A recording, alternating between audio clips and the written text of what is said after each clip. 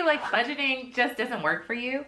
Well, you're in luck, because in this video, I'm going to teach you why your budget is not working for you and how to create a spending plan that not only brings you joy, but also helps you to accomplish your financial goals.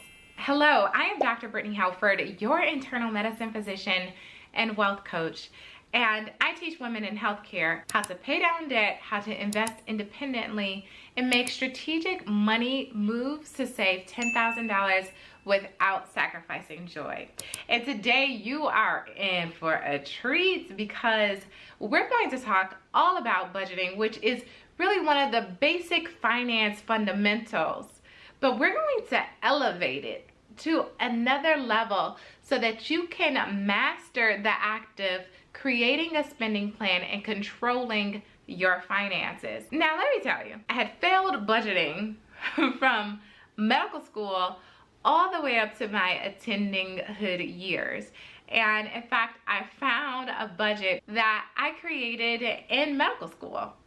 It wasn't the best budget, and it didn't serve me in the same way that our budgets serve us as we manage a two-physician household. So today I'm just going to teach you some of the things that you should do differently in your budget so that it brings you more joy and helps to create the foundation for your financial success. Now, the first warning sign that your budget is really not made to serve you and your needs is your budget is just numbers on a page. Now, I'm sure we've all been there, right? Imagine yourself accomplishing the task of creating your budget. I'm sure it went something like this. Oh, I need a budget. We type into Google, how to budget your income, or how to budget your doctor, nurses, fill in the blank salary. Now, Google produces this top hit for you. And so we find a spreadsheet that is pleasing to us, we download it, and we start to put in numbers.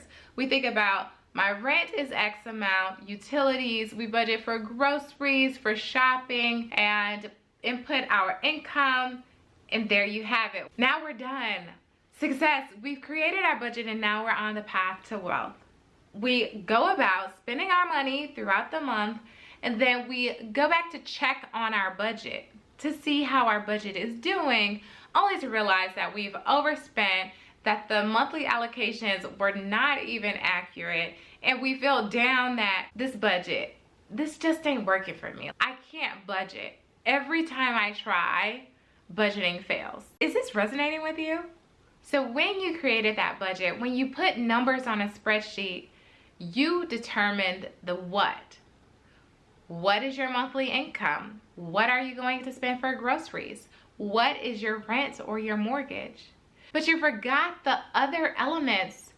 Really, I would say the more important elements of your spending plan. The mistake that most people have when creating their spending plan is that you have determined the spending, but you forgot to plan how you're going to execute that spending. You didn't plan the method of payment, whether you would use cash, whether you would automate some things, you would have bank transfers, you would use credit. Is it gonna be all manual? Are you going to have some automation? How often are you actually going to check in on your budget to determine how much money you have available to spend in that category? And if you need to reallocate funds so that you do not go over. What I encourage and teach my clients to do is to plan out the how before you plan the what, before you make your determined allocations to each of those categories. So planning out the how would look like you simply thinking about the number of expenses that you have every month. You have some fixed expenses and some variable expenses. And so now you have to think about, how is my money flowing into me? Do I receive a check every month that I have to cash? Is there automation that the money just comes directly into a specific bank account? Or are there multiple bank accounts? You need to start to think about how money is flowing in and how money is going to flow out so that you can appropriately enact the plan that you establish. The second warning sign that your budget may not be tailored to fit your specific needs is that you don't feel good about money, nor do you feel good about budgeting. Now, I know many of us have an emotional attachment to money, and sometimes we don't feel good about money because we have debt, or we've overspent, or there's a lot of association with guilt and shame depending on how we relate to money. If you're able to push all of that aside and try to zone in just on how you feel about the process of budgeting, if that process, your execution of your budget, doesn't feel good, it feels restrictive, or it feels limiting to some capacity, then that's a sign that your budget is not designed for you. You made a budget for someone else. The numbers may be yours according to what you see in your bank accounts, but the structure of your budget doesn't match your identity, your flow, and the things that you need from your money. I often see this as a money coach when my clients desire freedom, because with any type of plan, there are steps that you need to follow. Anytime we're following or we're being instructed or led, we feel that there is obligation. And at least for many of the women that I serve in healthcare, we're tired of being told what to do, like when to work, what guidelines to follow. And so there is some rebellion or resistance to follow that spending plan as well. For many of my clients, what they truly desire from their money and from the spending plan is freedom. You have to tap into what is important for you and how you feel about money in that spending plan. Now, if the plan feels restrictive, then it's probably because you have not created the flow, function, and freedom and the structure of your budget that is required for it to feel good. Perhaps you need to build in more joy. By building in joy into your budget, it means that you have made joy a priority. Now let's just take dieting as an example, because I think we can often relate our nutritional and health goals also to finances. You create your nutritional plan, but basically it's a whole bunch of foods that you like that are off limits so that you can reach your weight goals. Budgeting is perceived the same way. You realize that you need a budget because you need to reel something in. You have overspent in a certain category, and so now you need to realign your values with your spending, and that is the trigger to create a budget. But when we can shift our perspective on what budgeting is and what budgeting affords us, we can start to feel better about budgeting. So that's one. Reflect on your experience and try to change your perspective. And then two, the budget may be too restrictive. Maybe the numbers and the allocations that you have set just don't align with what you need. Maybe you need more money so that you can go and have your ice cream. That brings me joy. Or you need to create a joy plan so that you can get your nails done. Do you see these nails? Oh my goodness. Hideous, right? It's not because I haven't budgeted for it, it's just because I haven't had the time. So whatever it is in your budget, whether it's a process and a perspective or an allocation of priorities, you need to fix both.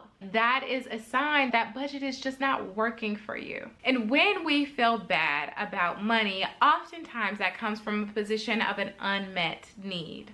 Especially for many of us in healthcare, when you're making 5 to 6 figures, then that should be a reasonable amount to cover your expenses. The quantity of money is not actually the problem, it's the utilization of the money. But oftentimes, we remember to budget our security, but forget to allocate funds towards our happiness.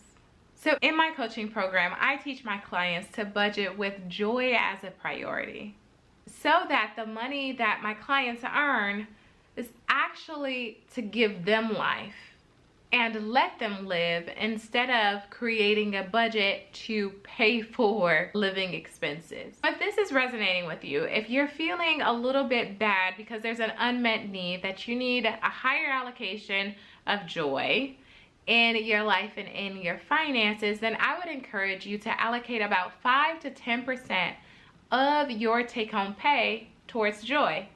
And when you do this, you have to clearly define joy, because I think for many of us, joy could take so many different forms, and oftentimes there is an adoption of other people's joy as our own. You want to budget in that amount, and just beside it, I would love for you to just write a couple of things that are true to you, things that bring you joy, that you actually want to spend that allocation of money on. Now, the third reason why you might feel that this budget isn't working, and a warning sign, is that you either have debt accumulation or savings accumulation.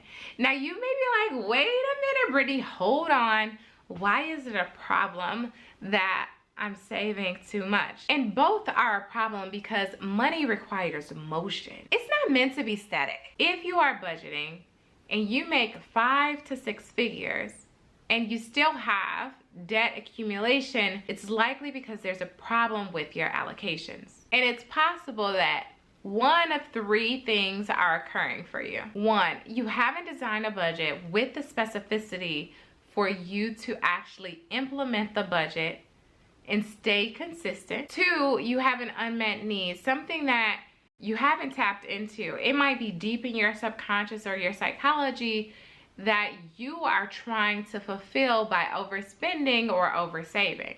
Or number 3, that you've either inflated or deflated your lifestyle, and there's a mismatch between your income and your expenses. Now, with fixing this, try to reflect on how is money feeling. Is it feeling tight? Is it feeling abundant? And how does your debt or savings accumulation feel for you? Reflection is always part of the process whenever you're trying to tweak, whenever you're trying to refine, whenever you're trying to fix anything. And that is true also for fixing your budget. Now, if you have the problem of saving too much or hoarding money, then this is an issue, because that money is not serving you. You are actively accumulating this money, and therefore you need to now employ your money so it can become active.